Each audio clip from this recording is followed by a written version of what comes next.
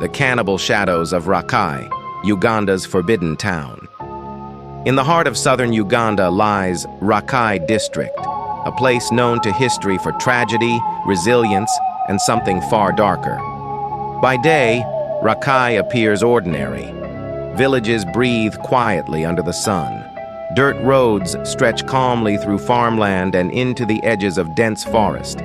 Children play, markets open, and life moves at an unremarkable pace. But when the sun begins to fall, something else rises. For decades, villagers have whispered about areas no one dares to enter after sunset.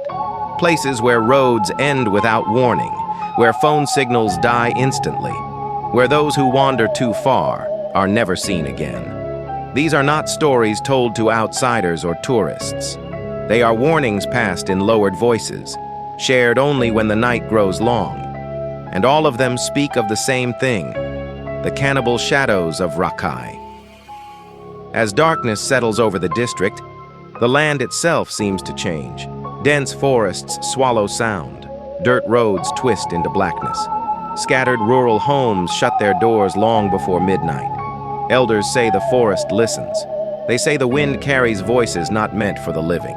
They say something ancient still moves between the villages, unseen, hungry, patient. They don't point to maps. They don't leave signs. Everyone simply knows which paths to avoid. Fear marks them better than words ever could.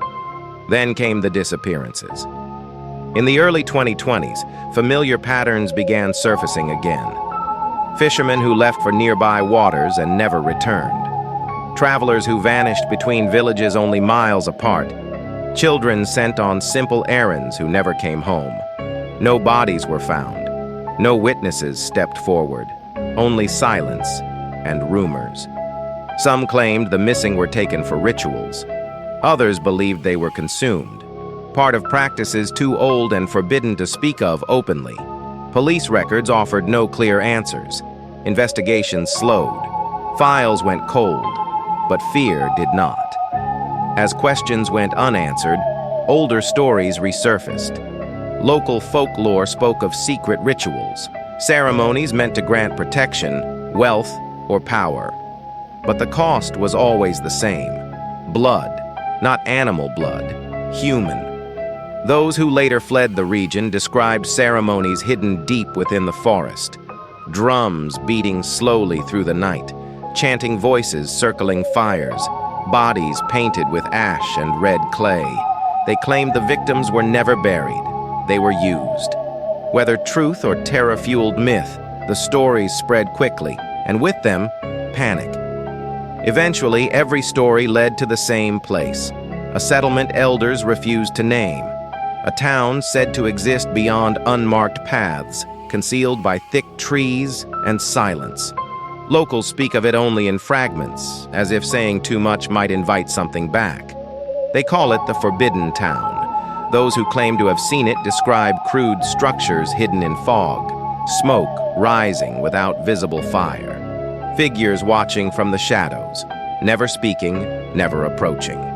Visitors were warned of one rule above all else: never accept food there, because once you eat, you never leave. One man, interviewed anonymously in an on-the-ground documentary, claimed he escaped. He said he was lured by promises of work.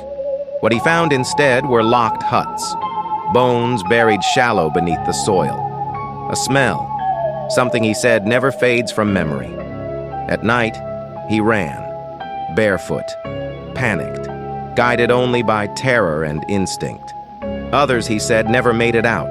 His testimony could not be verified, but it wasn't the only one.